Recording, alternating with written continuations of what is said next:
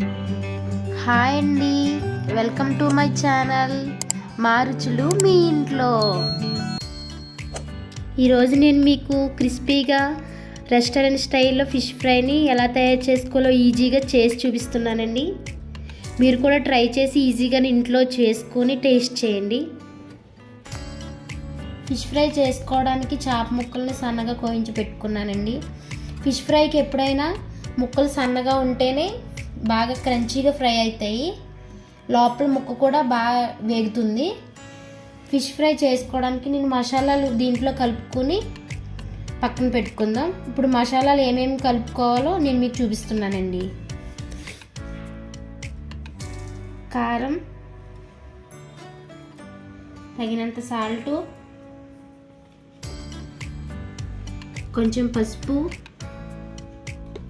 కొంచెం కార్న్ఫ్లోర్ వేసుకోవడం వల్ల క్రిస్పీగా వస్తాయండి చేప ముక్కలు.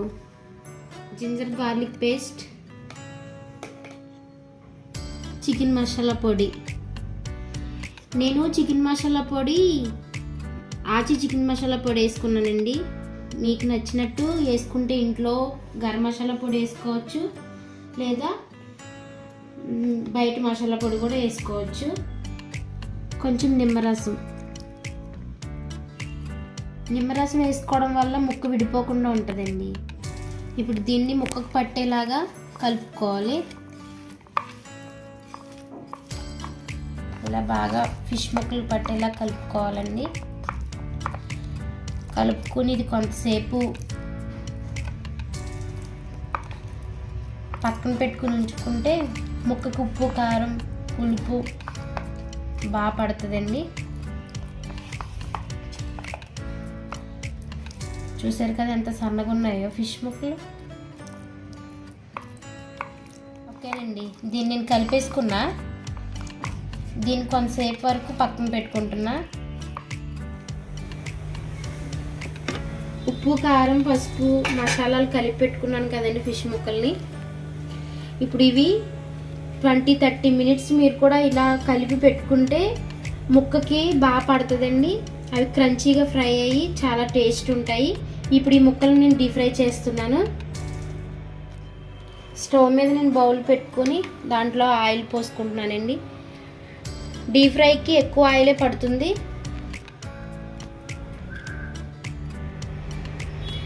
ఆయిల్ బాగా కాగేంత వరకు ఉంచుకొని బాగా కాగిన తర్వాత ఫిష్ ముక్కలు వేసుకున్నాను అండి. ఆయిల్ కాగిందండి. ఇప్పుడు నేను దీంట్లో ఫిష్ ముక్కను వేస్తున్నాను.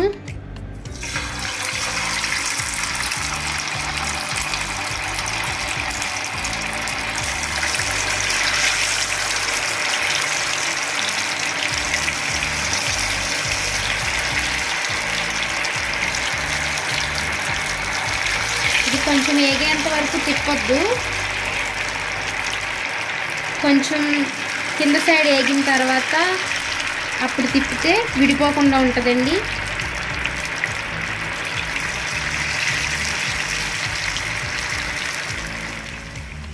ఫిష్ ముక్కని ఇలా చూసుకొని వేగిందో లేదో ఒకసారి చూసుకోవాలండి. చూసారు కదండి ఎంత మంచిగా డ్రైగా క్రంచీగా కనిపిస్తుంది, ఎంత బాగా వేగిందో. ఇంకా బాగా వేగిన తర్వాత అప్పుడు తీసేసుకుందాం. చూడండి, ఫిష్ ఫ్రై రెడీ అయిపోయిందండి. కలర్ బాగా వచ్చేసినాయి. ఇప్పుడు ఇవి నేను తీసి ప్లేట్లో వేసుకుంటున్నా.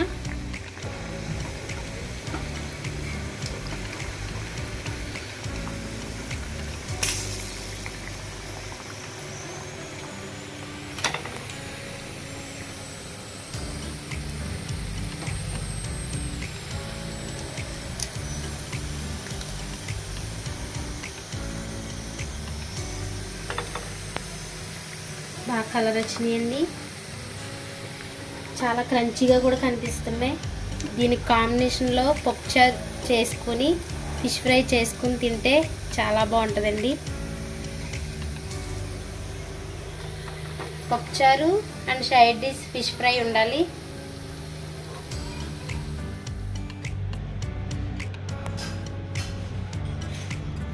చూసారు కదండి, రెస్టారెంట్ స్టైల్లో క్రంచీ ఫిష్ ఫ్రై రెడీ అయిపోయింది.